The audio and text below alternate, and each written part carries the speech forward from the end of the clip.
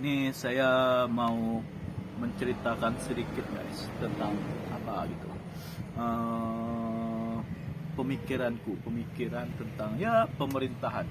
Kalau kita lihat sistem pemerintahan negara-negara lain seperti Iran, Cina, Amerika dan negara-negara Eropa lainnya, saya lihat mereka condongnya ke kapitalis, ada yang ke sosialis, ada yang seperti yang ya liberalis lah. Nah, saya herannya di Iran sistem pemerintahannya saya lihat sistem pemerintahan Iran itu syariat Islam yang dimana supreme leader ya pemimpin tertingginya ada seorang ulama yaitu Ali Khamenei dan saya lihat rakyat dan pemerintahan pemimpinannya bersatu gitu, artinya menyambung. Nah, dan di bawah supreme leader ya baru tentaranya. Nah, jadi saling terhubung antara pemerintahan, rakyat, pemimpin. Nah, dan mereka memiliki dua tentara, satu tentara bagian koordinat luarnya bernama negeri ZI, bagian yang mengatur tentang senjatanya, mengatur apanya. Dan kita akan beralih lagi ke Cina. Kalau Cina memiliki one partai, artinya satu partai, yaitu Partai Komunis, ya di mana pemimpinnya mungkin presiden dan tertinggi PKI-nya, PKI komunisnya. Tapi negara Cina tuh memiliki visi yang jelas, tujuan yang jelas, pemimpinnya sama satu partainya. Dan Amerika, kita beralih ke Amerika lagi. Kalau ke Amerika, sistemnya demokrasi ya, demokrasi kapitalis. Demokrasi kapitalis yang dimana pemimpin tertingginya mungkin oligarki lah, kayak Rothschild, kayak pemimpin oligarki kayak Rothschild dan bank-bank sentral itu, apa itulah oligarki. Dan mereka memiliki dua partai. Partai pertama Republik, partai kedua nasionalis ya, nasionalis sama Demokrat. Dan pemimpin hanya boleh berjalan 5 tahun dan ada DPR-nya. Dan itu selalu berjalannya mulus dan itu sistemnya mantap. Dan setiap satu partai, ini partainya, setiap partai misalnya Demokrat, nasionalis, itu memiliki ada visi-visinya, kayak misalnya nasionalis ada visinya, Republik ada visinya gitu. Dan seandainya negaranya itu federal, setiap presiden tak boleh mengatur setiap wilayah-wilayahnya, wilayah negara federal tuh. Mungkin negaranya cuma boleh mengatur bagian militer, ke luar negeri, dan mereka pun mengambil sumber daya alam, bukan sumber daya alam negerinya, negeri orang lain kayak Venezuela, Iran dan semacamnya. Kita melihat satu negara ini negara yang dimana sistem pemerintahnya amat rumit. Mungkin kalian tahulah negara itu bernama Konoha. Saya lihat pemimpin partainya multi partai, mungkin ada 37 partai ya, tambah satu partai PSI, partai PSI, partai gajah ya. Setiap ganti presiden memiliki visi yang berbeda-beda.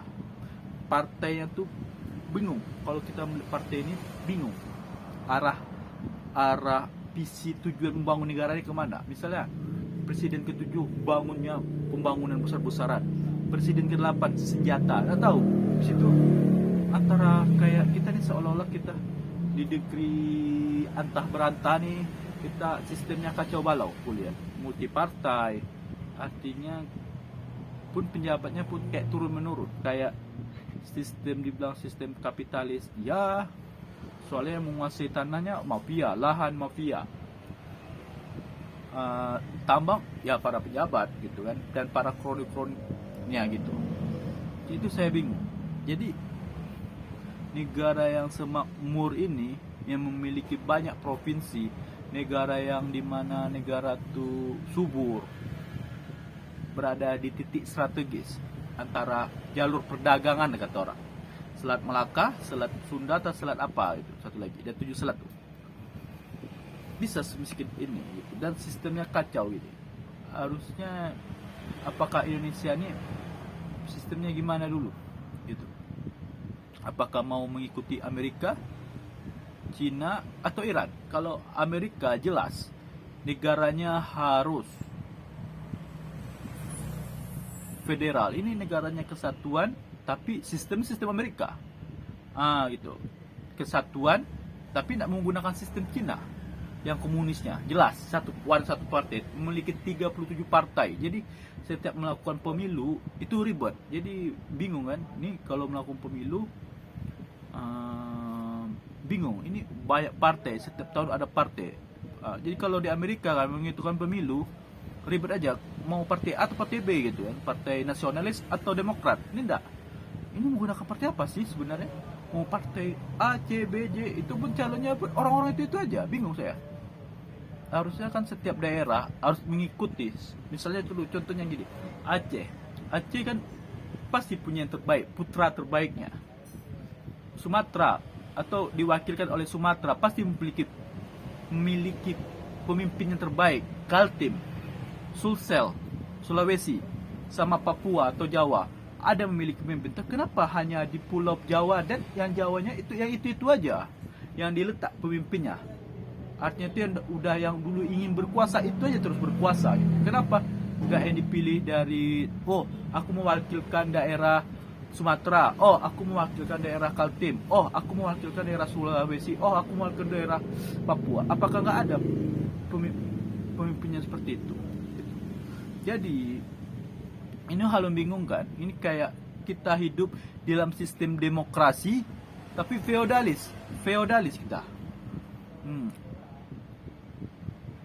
Itu bingung aku. Kalau jelas, kalau kita memang negara ini negara feodalis atau negara kerajaan jelas. Tapi ini bingung. Cuma ada di Indonesia inilah, di negara Konoha ini jelas. Negara sistemnya berbeda dari segala sistem seluruh dunia. Tapi dari kayak sistem awal ya bagus, kayak lima Pancasila, Ketuhanan Yang Maha Esa, kemanusiaan yang beradab, dan persatuan Indonesia. Tapi telah diterapkan berbenturan semuanya itu. Harusnya kalau aku sih menilainya, setiap daerah harus mewakilkan satu setiap. Misal Sumatera mewakilkan satu calon presiden, Kaltim mewakilkan satu calon presiden, Jawa mewakilkan satu calon presiden, Sulsel mewakilkan satu presiden, dan di bagian Papua mewakilkan satu calon presiden untuk dibahas yang mana yang paling bagus antara kepemimpinan itu. Bukan memiliki dari 37 partai. Mungkin ini sistemnya kayak kacau. Itulah saya ingin sampaikan. Menurut Anda, apa sih yang terbaik untuk pembangunan ini gitu? Untuk apakah salah sistemnya atau di sistem udah benar? Tolong dikoreksi ya. Oke.